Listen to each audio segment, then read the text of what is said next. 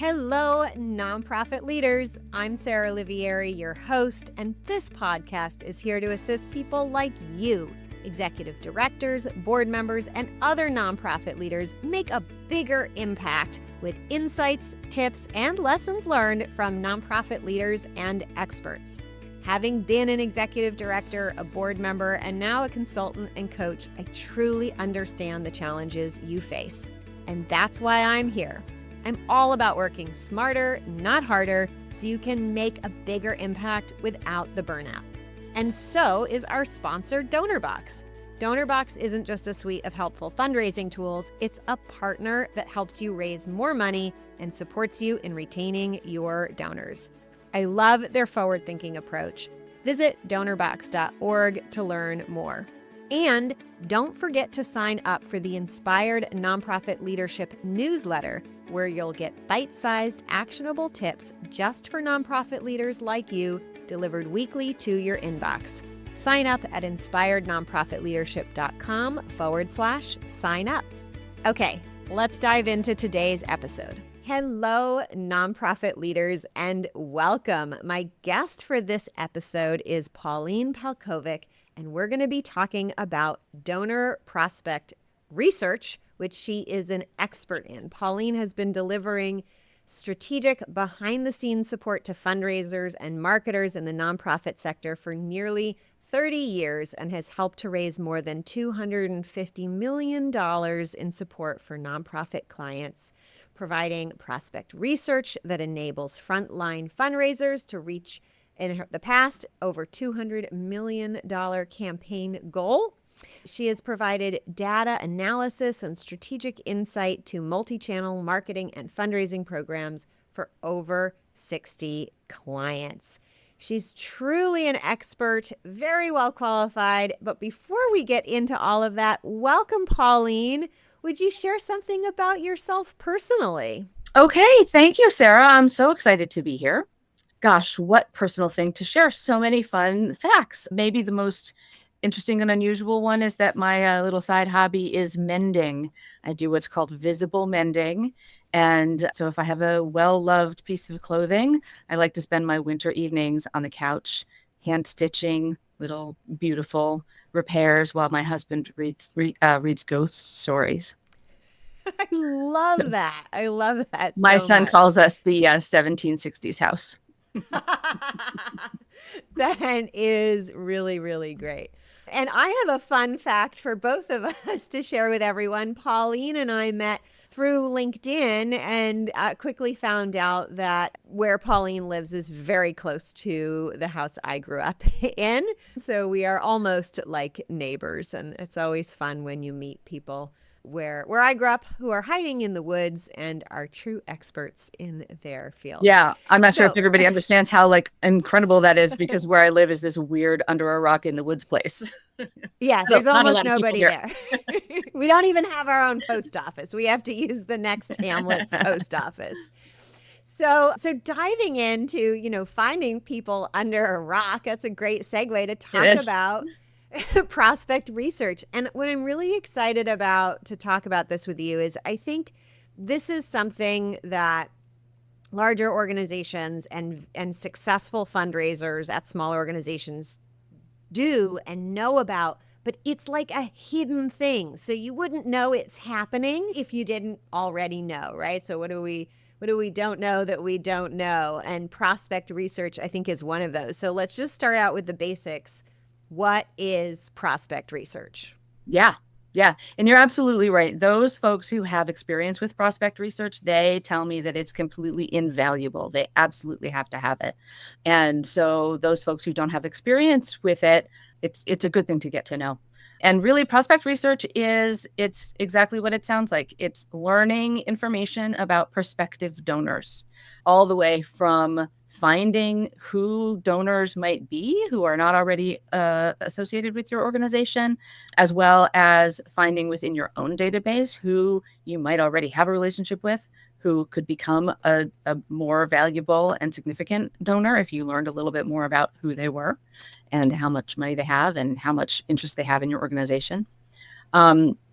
And then very often I spend a lot of time doing very in-depth profiles on individuals and their foundations, their family foundations, learning everything about them from their family history to how much their house is worth, to whether or not they have a yacht, where their children go to school, all kinds of interesting personal details that allows a fundraiser to start to have a conversation with them and understand who their potential donor might be. Yeah. So as you're doing this research, and I certainly have some at least basic questions for our audience on like, how do you even begin doing that? But let me ask you, because I like to be strategic, meaning we start with a goal. What makes a good prospect? What kinds of things are you looking for? Yeah, I think that's a really important question, because I think that it's easy to kind of, some fundraisers and some non-fundraisers, board members, EDs who maybe aren't in the thick of fundraising, they think what makes a good prospect is somebody who has money, period, and stop. And in fact, there are 4 boxes that I think it's important to check to find a good prospect for you, your organization. And capacity, the money part, I think is the number 4 on the priority list. The other ones are affinity. Do they have an affinity for your organization? Do they care about the kind of mission that you're doing? Do they have a propensity to give? Are they people who give? I've done research on people who have a lot of money. They don't give any of it to anybody. So it doesn't matter how much money they have. If they're not, inclined to make a donation at all, they're not going to give you their money. And then the other piece is a connection to your organization, because even if you find somebody that has an affinity for your mission, has the money, likes to give, if you don't have a way to get a warm introduction or a door opened, you're still going to have trouble getting their money from them or engaging them with your mission. Right. Yeah, those are so important. So let's talk about, like, if you could just share with us, because I think, for some folks, they're going to be looking for the more advanced tips in this episode. And some are at that basic level going, oh my God, you can find out this stuff. So like, just high level, what are the kinds of tools and things that are involved in doing that research? Yeah, I mean, there are some unique tools that you can buy, subscription tools like iWave and Wealth Engine, and a few others that are kind of aggregate tools that an organization might buy. And this is useful. Wealth screening is another piece of that puzzle. That's useful, but it's not necessary. So I think that if you maybe don't have a lot of time, you want to kind of quickly find out some basic broad strokes, those tools can be helpful. But the reality is, I'm a professional full-time researcher. I don't actually have any of those subscriptions. That's a big 2 nugget, top tools that I use the most and get the most value out of are Google and LinkedIn. Yeah. Many LinkedIn or like paid navigator? You can get what you need. I do have a paid subscription. I do have a paid kind of higher level just because of my business side of things. But you don't need that for the research. The research is you look up a person's name, you find their profile, and if they are a person who is active in the business world and who wants to be out there networking in that environment, they can very often have an extremely robust profile. In fact, I had this one experience not too long ago where I went to the profile, and I'm used to seeing business history, employment history, or in the case of people that I research, a lot of times it's businesses that they've started, entrepreneurial experiences, investment companies that they have created, education. Sometimes they'll list their volunteer experience. But in this one particular instance, and it's not that unusual, the person had also written a very long summary section that essentially was the whole profile that I needed. Like all the information was there, down to where they live and how many kids they have, the names of their kids, all of it. So LinkedIn can sometimes be really, really helpful. And then, as I said, the other piece is Google. I mean, the internet is just full of all kinds of resources. And if you word your search this way or that way, you will get those resources. If you want to find out the worth of a house and you have the address of the house, you put the address of the house in there and 700 different real estate sites come up and they show you pictures and they tell you how much it's worth. Boom. If you're looking for something more specific, like their philanthropy, you put in the names of the people and the town that they live in. And oftentimes different annual reports will come up where they are listed as donors. And you can look at those annual reports. And sometimes more and more organizations are publishing just the list of donors and not how much they gave. But very often they do still publish them in sort of categories of giving ranges. And so you click through that and you find that. So there's a lot of resources out there on the internet that can be just found through Google. Yeah, I love that. I hope that inspires people to realize that they have the tools at their fingertips. And pro tip for like nonprofit leaders out there, you should be active on LinkedIn. At this point, I think that is advice for every nonprofit leader. And I think there are still many who are like, oh, I don't pay attention to my LinkedIn. So just, side note, start paying attention. That's a really good point because the donors are there. Yeah. And not only should you be active on LinkedIn so that you can kind of see what's going on and find people there, but so that you can actually be interacting and building relationships there. Because as I'm sure you talk about a lot, I talk a lot about this too. As I said earlier, a lot of people think just find the person with the money, then ask them for the money. But that's not how it works. Major donors are the result of a relationship, an authentic and real relationship that takes time to build. And LinkedIn is actually a really good place to start to begin that relationship. That's how you and I began our relationship. That's right. We discovered we were neighbors. Yeah, that's true. So that's LinkedIn is a good place to be. It is. So you mentioned a few kind of misconceptions, about that you don't need fancy tools, that you do need prospect research. What are some other like misconceptions about prospect research? And especially as you share those, if you can frame, I think that the answer to this question is going to start to frame up for people where prospect research lives in the greater context of your nonprofit. But we'll start with the misconceptions and fill in the gaps. Yeah, I did kind of already mention the major misconceptions. I think the important ones to be aware of are that somebody having money does not make a good prospect. And it doesn't mean that they're going to give to your organization. So that's not the only capacity is not the only factor to consider. And in fact, is often not even that related to whether somebody is a good prospect. I often say that you want to look at, there's something called a recency, frequency, monetary analysis that you can do of your own database. And that's looking at who are the people who've been involved or given most recently, who is most involved and giving donations most frequently, and then who are the sort of top people in terms of how much money they're spending. But I think recency and frequency is almost more important than the money. And you might have people who don't have huge capacity, but who are so engaged with your organization that they're very involved and they want to be giving, that those are still your most valuable potential donors. Because if they're giving $500 3 times a year, they probably have the ability to give more. Yeah, such a good point. As you say that, I think of it related to guidance I've given nonprofit leaders around hiring people and thinking about their hourly rate. Because so often folks think about like, oh, who costs more per hour?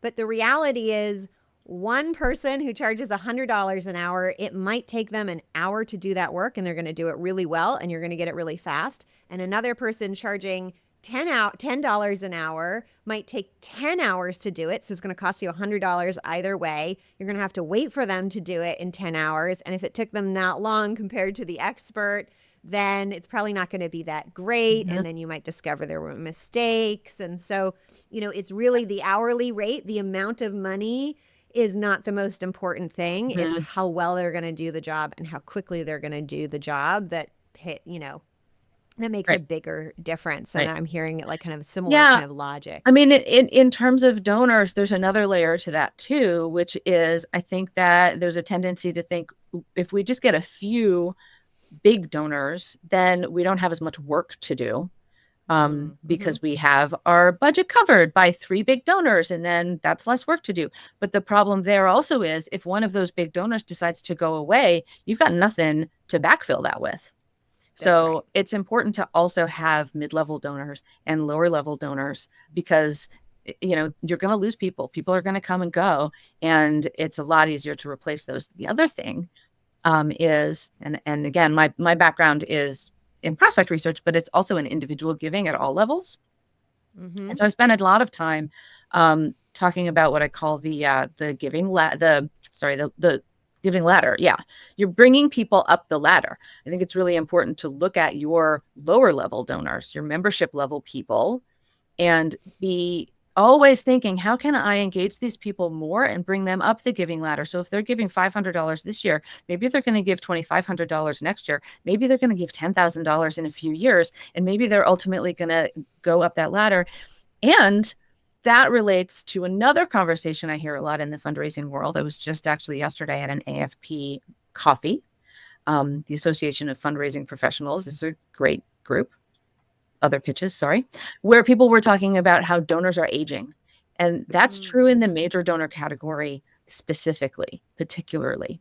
Yeah. And if you are attracting younger donors in those lower levels, those people over time, theoretically, they get past the time where they're focusing on their kids, they are growing in their careers. Ultimately, those are the people who become major donors later.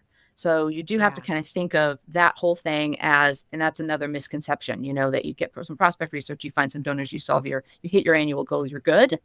The whole thing is it's a whole process. It's a whole machine, and it takes time, and it's all about relationship and growth at every level.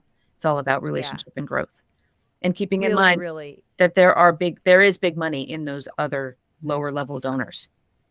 Yeah, absolutely. So many good nuggets in there. I love it.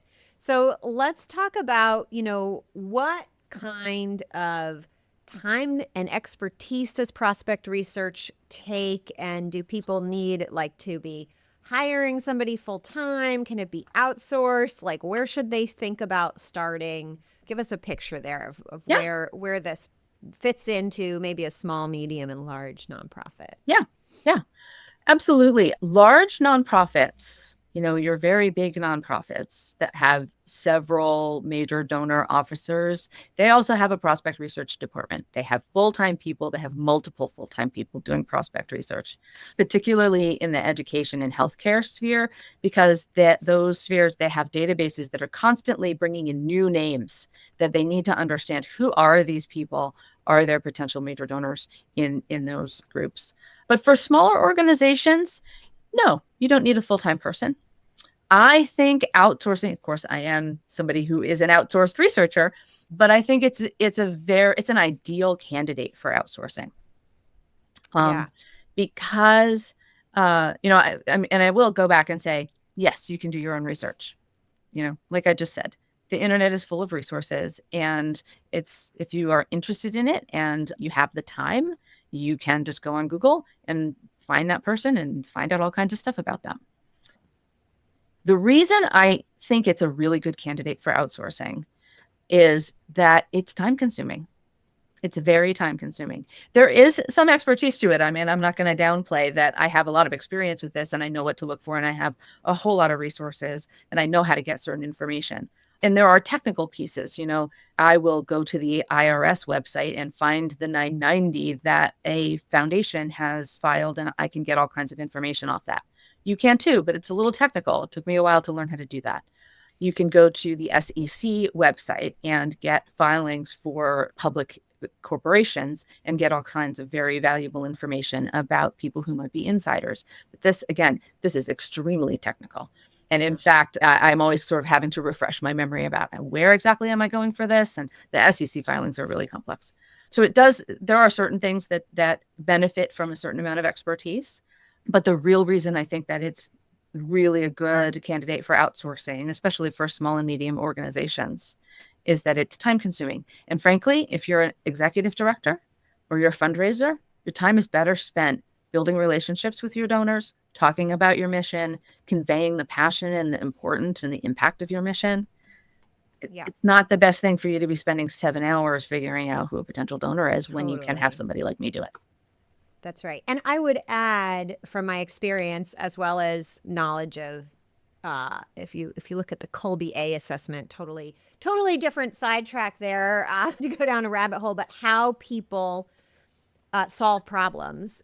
The people who tend to be really good at researching, and not just good at it, but it energizes them, it's in their zone of genius, it brings them joy, are typically not the same people who are the energetic, tell you a story, engage with prospects. So it's unlikely that both those things are going to bring you joy. And most likely, if you are an executive director, especially if you're a founding executive director, you are that mile a minute network building, relationship forging person. Right. And it's going to like suck away your soul even if you had the time to do that prospect research. Yeah, and absolutely. the person, right? And so, and it's a little more complex than like introvert and extrovert, because actually I think a lot of introverts are great relationship builders.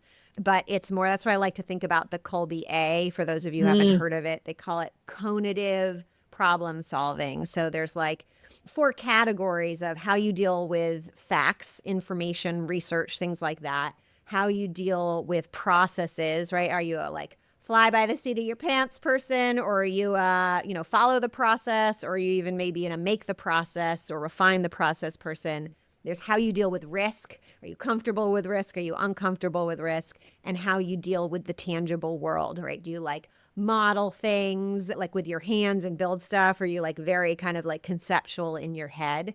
One thing I love about it is there's no wrong answer. There's no weakness. Different skills are useful in different things. But often like someone who's comfortable with risk is much more comfortable like going out and communicating with people, and they're kind of less likely to be that deep fact finder research type person. Right. So yeah. I mean, I Have you would found that sum all true? that up Yeah. into like the fundraiser and the researcher are different skill sets.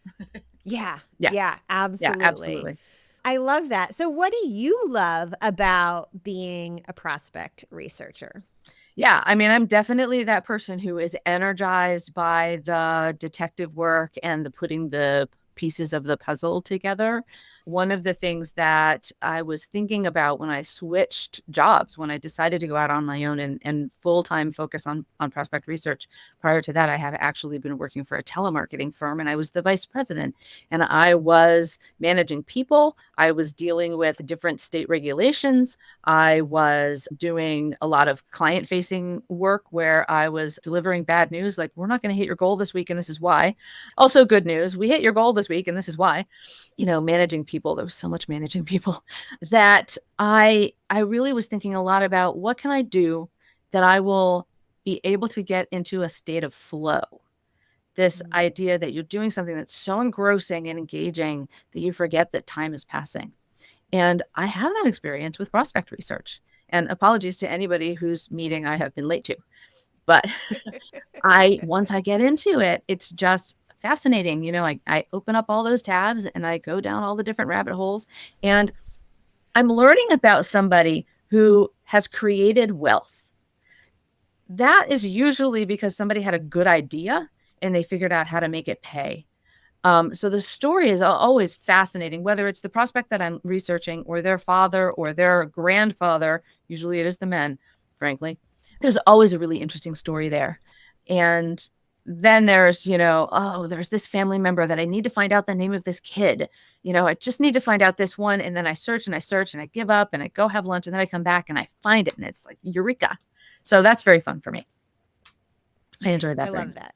I love that you share that too. I think it helps folks think about, and they're deciding like, am I going to do the prospect research if they're a leader listening? So like, if what Pauline just said sounds like you'd have that same experience, maybe that would be a good experience for you. But if you're going, oh no, right? Like that does not sound like it's going to bring me that kind of joy, then, my recommendation is that you outsource this, because it's so critical. I think the number one thing I hear from folks who have embraced that having major donors and, individual donors of all types is like the best, the gold way to fundraise. That's not really a great way to say it, but like one of the best core sources of fundraising income. They go and they start saying, well, where do I start? Right? Like, Mhm. who do I talk to? How do I find out who to talk to? And then Mhm. that next thing they ask is like, and then what do I say to them? Right. And I think the answer to that is prospect research will Yeah, tell you who to start talking to, and it will give you some common ground. And I that's right. can't help but liken it to dating. Again, is my favorite, Mhm. kind of way to think about relationship building. And Mhm. in modern dating, what do? We get on dating apps where the dating apps ask us a bunch of questions about us, and then we go, it makes the research easy. We go Mhm. looking at other people's profiles and seeing what their Right. answers were to look for, what did you say were the key things, right? Like, you didn't say alignment, you Affinity, said affinity. propensity, connection, and capacity. Yeah. Yeah. Right, Yeah. right. But I'll take it a step further, and that's Yeah. exactly the right kind of metaphor. I think of myself as a matchmaker because Mm. again, a lot of fundraisers, I think, and board members in particular, you're asking them to fundraise, they're like, I don't want to ask for money. But I don't think successful fundraising is about asking for money. You do have to ask. That's important, but it's Yep. really about finding the match. Philanthropists are looking for ways to put their money in a place that is going to make a difference that they care about. They're looking for that. And if you are doing something that's valuable and important in the world and making an impact, the philanthropist wants to help you. So I just That's feel right. like I am trying to match the people who want to give their money away with the people who are doing the work and need the money to do the work that matches what the philanthropist cares about. And that's where prospect research becomes really interesting because a lot of times the link, the connection, the affinity piece, the spark that makes that a good match is kind of deeply buried. Sometimes Mm. there's a story that I tell, and I don't know if it's a real story or not, but it's a story that illustrates it really well. I used to work in the arts. So if you think of a Midwestern kind of medium-sized town, and they have one theater, it used to be like a vaudeville theater, and now it's their symphony hall. And it needs to be renovated because it's old. All these old historic buildings, you want to renovate them, you need to do a capital campaign. And in any town like that, you know who the rich person is in that town, the rich family in that town. Everybody knows who that is. And you want to get that person involved in your capital campaign. They've got the money, they've got the name, they've got the prestige. There's all the reasons why you want that person to be involved. But in this particular town, that person had no interest whatsoever in the symphony orchestra or the arts or historic preservation. But the prospect research revealed that they had lost a family member in a fire. And therefore, that person was really passionate and cared a lot about fire safety. And Mm. so, because the renovation was about fixing fire exits, and a lot of times the old theaters are built with no aisles. There's just all these seats and there's no aisles, and that's a fire hazard. So they had to Yeah. take the seats out and build better aisles so that the exits were better. That was the hook that allowed that person to actually care about this project and give a significant gift. So that's a good Wow. example. Yeah. The other thing is that I'm almost amazed at how many times I will research a prospect and find that there's been some kind of really unusual tragedy in the family, Yeah. which would point to an interest in that family and supporting that cause. A lot of times it's a rare disease. Sometimes it's I just did one that there was a car accident. One of the family members was killed, an adult. She was married, she had children, she was killed in a car accident, and all of a sudden that philanthropist put a lot of their money toward Mothers Against Drunk Drivers, Yeah. just as an Wow. example. So Yeah. prospect research will reveal these very personal details that can bring your cause closer to their heart. And then there are other Such things. great wisdom. Yeah. Sorry, Go I'm ahead. just I'm just talking because I get Yeah. so Go passionate for and it. We excited got you about going. how valuable this can be. And then there's other things like another thing that I focus on is all of the different people. Like you might be wondering, why am I looking at the family members when I just want to talk to the prospect? But there's a few reasons why the family members are important. But I want to look at all of the different people. What organizations and what boards does this person sit on? What companies have they been involved in? Because the people on those boards, the people at those companies Do they have children? Are their children in Little League? What schools did their children go to? What schools did they go to? All of those can lead to someone in your organization that has enough of a connection with that person to open a door and get a meeting. Yeah. And that answers that question. Like, how do you begin to talk to someone? You've got to find some common enough ground that it isn't weird. Yeah, that is going to make that person say, oh, yeah, I am willing to talk to you. Yeah, that's right. And sometimes it can be as simple as they are interested in your cause and they have a family foundation and they have an application process. If the alignment is close enough, you could just send a letter of interest and say, we see that you support these types of organizations. We do this kind of work that's directly aligned. We'd like to talk with you. The other thing you can do that I recommend is just reach out to them and say, hey, I think that you might be interested in what we do. Would you be willing to have a conversation, like a networking conversation? Would you be willing to just have a 20-minute conversation with me so that I can tell you a little bit about what we do and you can tell me whether you're interested in learning more or not? Yeah. That's also I love that. very it's valuable. Transparent. It's simple and effective. Yeah. And it's not, just to point out the difference for everybody out there, what Pauline just gave an example of is not a pitch, right? Because I see a lot of people going in like, oh, we're just going to send them like a pitch and an invitation to a conversation. Yeah, that's not where it starts. Is very different, right? It's not a pitch. So please don't just send a cold pitch with an ask to donate. I think it should always be some form of an ask to have a conversation. I think it's really important to remember that whether you're talking to an individual donor or a foundation, or even, frankly, somebody in the government, there's always a human being person that you're talking to. Yeah. And I think it's really important to remember that human being person is going to be moved like any other human being person by an emotional connection, by pleasant and professional conversation, and by being recognized and seen as a person. So it's all relationship building. It's not just, oh, it's a foundation and they have a deadline and we have to fill in these blanks and fill in this form. I think fundraisers are more successful when they're building relationships with the people that they're talking to. That's a perfect wisdom to land on. So true. Before we sign off, though, would you let folks know what kind of folks are great fits to work with you and what's the best way for them to reach you? Sure. I have a company called Acorn Hill Associates, and I have a website that is acornhillassociates.com. So you can find out more there. I'm also on LinkedIn. And, I can work with all different kinds of organizations because I could do different types of work for each of them. I have worked with very, very small organizations that have no donor base at all. And I have just gone out into the world and looked at what are aligned organizations, maybe geographically located, depending on what they're doing, maybe not geographically located, maybe nationally.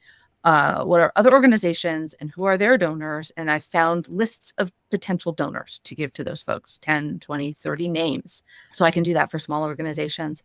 I can also do more in-depth research and look at the database of a medium-sized organization to identify who you already have a relationship with and who you might want to be talking further with. And then, as we discussed, I can do more in-depth research so that you can be really prepared to have that first conversation. I love it. Well, thank you so much, Pauline. It's been such a pleasure. And thank you out there for listening and all that you do to make our communities better. A small favor before you sign off today, would you share this podcast with a friend or colleague who you think could benefit from this or other conversations we've had on the podcast? It will help them and it will help other leaders who you don't even know find the podcast by boosting the algorithm.